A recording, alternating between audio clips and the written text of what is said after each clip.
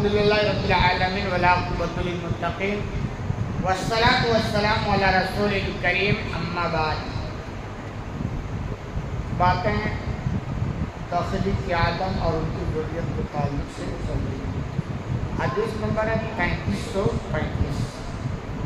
عن عبداللہ رضی اللہ عنہ قال, عبداللہ رضی اللہ عنہ اس کی روایت کو بیان کرتے ہیں, قال رسول اللہ صلی اللہ علیہ وسلم لا تقتل نفس ظلما الا كان على ابن آدم الاول كفل من دمها. کہ اللہ کے رسول صلی اللہ علیہ وسلم نے بیان کیا کہ جب بھی کوئی انسان ناحق قتل کیا جاتا ہے تو اس کا گناہ آدم علیہ السلام کے پہلے بیٹے کے نام اعمال میں بھی لکھا جاتا ہے, یعنی قابیل کے نام اعمال میں بھی اس کا گناہ لکھا جاتا ہے. دنیا کے اندر جب بھی ناحق قتل ہو تو جو قتل کرتا ہو تو مجرم ہے, اس کو گناہ ملتا ہی. ویسا ہی گناہ قابیل کے کھاتے میں لکھا جاتا ہے. حابیل قابیل آپ نے نام سنا ہوگا, آدم علیہ السلام کے بیٹوں میں سے. واقعہ بڑا تفصیل ہے, لیکن یہ کہ قابیل نے حابیل کو ناحق قتل کر دیا تو گویا پہلا ناحق قتل دنیا کے اندر حابیل کا ہوا اور قتل کرنے والا تھا قابیل. تو قابیل نے پہلی مرتبہ دنیا کے اندر قتل کیا.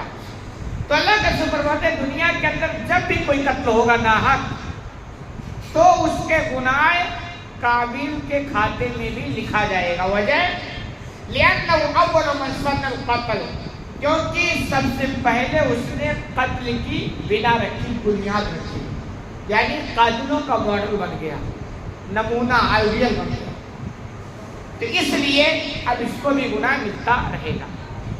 اسلام کا یہ سسٹم ہے, آپ کو اچھی طرح سمجھنے کہ آپ کوئی نیکی کرتے ہیں اور اس نیکی کی وجہ سے کوئی اور نیکی کرنے لگ گیا, یا آپ کو نے کسی کو سمجھایا اور وہ آپ کی بات سمجھ کے وہ نیکی وہ کرنے لگ گیا, تو جیسا اس نیکی کرنے والوں کو ثواب ملے گا نا, ویسا ہی ثواب آپ کو ملے گا, کیونکہ آپ نے محنت کی ہے, آپ نے سمجھانے کی کوشش کی ہے.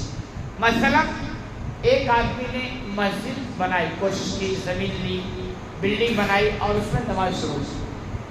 تو اب جتنے لوگ اس مسجد میں نماز پڑھنا شروع کریں گے, پڑھیں گے, کیونکہ یہ بندہ سبب بن گیا نا لوگوں کے نماز پڑھنے کا, نیکیاں کرنے کا, تو تمام لوگوں کے نیکیوں کے برابر اس کو بھی نیکیاں ملے. کتنا اچھا کام ہے.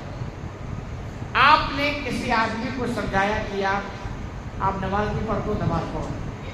آپ کے سمجھانے سے وہ بندہ سمجھ گیا اور نماز پڑھنے لگ گیا, تو آپ جانتے کیا ہے, جتنا اس کو ثواب ملے گا اس کے برابر اس سمجھانے والے کو ملے گا. کتنا بڑا نیکی کا کام ہے. لیکن ہم بالکل توجہ نہیں دیتے. آپ گھر پہ محنت کریں, آپ کی محنت کرنے سے, آپ کے سمجھانے سے آپ کا بچہ نمازی بن گیا, تو جو ثواب اس کو, اس کے برابر آپ کو. آپ کی بیوی نمازی بن گئی, جو ثواب اس کو ملے گا اسی کے برابر آپ کو ملے گا. آپ کی بہن نمازی بن گئی, آپ کا بھائی نمازی بن گیا, تو جتنا ثواب ان کو ملے گا اس سب کے برابر آپ کو ثواب ملے گا. اور اگر اس کو اور بڑھا دو تو اگر آپ کے سمجھانے سے وہ نمازی بن گیا نا, تو اس نے کسی اور کو بھی سمجھایا اور ایسا سلسلہ چلتا رہا, تو ان سب کا ثواب برابر پہلے والے کو ملتا رہے گا. جیسے میں ایک مدرس ہوں, قرآن کی تعلیم دیتا ہوں, اگر میری نیت صحیح ہے, اللہ نے میری نیکی اس کو قبول کر لیا, تو میں نے جس کو پڑھایا وہ جو پڑھے گا اس کو جو ثواب ملے گا اس کے برابر مجھے بھی.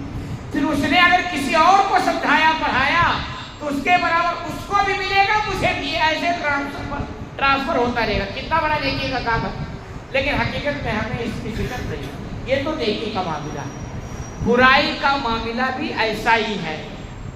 آپ کوئی غلط کام کرتے ہیں, آپ اس غلط کام کو دیکھ کر کوئی اور سیکھ گیا, تو جتنا اس غلط کام کرنے والے کو گناہ اس کے برابر آپ, چونکہ آپ کی گناہ کو اس نے سیکھا ہے.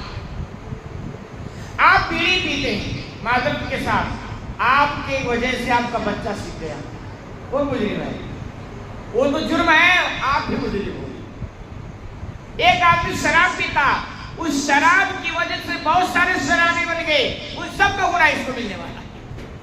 یعنی جتنی نیکیاں کوئی برائی کرے اور وہ دوسروں کی برائی کا سبب بن جائے تو وہ سارے برائیوں کے برابر اس کو برا لکھتا رہے گا. اس لیے اللہ کے بندو دنیا میں آنکھیں کھول کر جیو، نیکیاں خوب کرو، لوگوں کو کرواؤ. اتنا بڑا نیکی کا کام ہے کہ آپ جب آنکھیں بند کریں کہ کہیں یار ہم نے دنیا کے اندر کمال کر کے آئے. اور برائیوں سے بچو، ورنہ کہیں آپ کی برائی کی وجہ سے کوئی اور برائی میں ملوث ہو گیا تو آپ کا اپنا گناہ تو آلریڈی ہے، اس کا بھی گناہ آپ کے کھاتے میں لکھا جائے گا. اتنا سنگین معاملہ ہے. جیسا کہ اب دنیا کے اندر جتنا بھی قتل ہوتا ہے ناحق، وہ سب کے گناہ اسی جیسا قابل کے کھاتے میں لکھا جاتا ہے. تو کتنا بڑا خطرناک ہو گیا. دوسری بات، قابل جانتے کون ہے؟ آدم علیہ السلام کا بیٹا ہے. انبیاء جو اللہ کے سب سے مقرب ہوتے ہیں، لیکن آدم علیہ السلام کو اس قابل کے کام کہاں لوگ سو رہے ہیں کہ ہمیں یہ بچا لیں. آپ کے اعمال اگر اتنے خطرناک ہو گئے کہ اللہ آپ سے ناراض ہے، پھر کوئی کام نہیں آئے گا. ہاں اگر تھوڑی بہت دھکا کی ضرورت پڑی تو دھکا مل جائے گا، لیکن اتنے خطرناک ہے کہ دھکا ضرورت نہیں، پورا آپ نے جڑ ہی کاٹ دیا ہے تو کوئی کام نہیں آئے گا. اس کو آپ اچھی طرح سمجھ لیں. اور ایسے بھی حالت پوری بھری پڑی ہے تو آپ کے اعمال ٹھیک ٹھاک ہونے چاہیے. برائیوں سے اپنے آپ کو بچاؤ، لوگوں کو بھی بچاؤ، اور نیکیاں خوب کرو، لوگوں کو بھی دعوت دو. انشاءاللہ آخرت کے لیے بہت بڑا آپ کے لیے ذخیرہ بنے گا. اللہ رب العالمین سے دعا ہے کہ العالمین کو میں کہنے سے زیادہ عمل کرنے کی توفیق عطا فرما.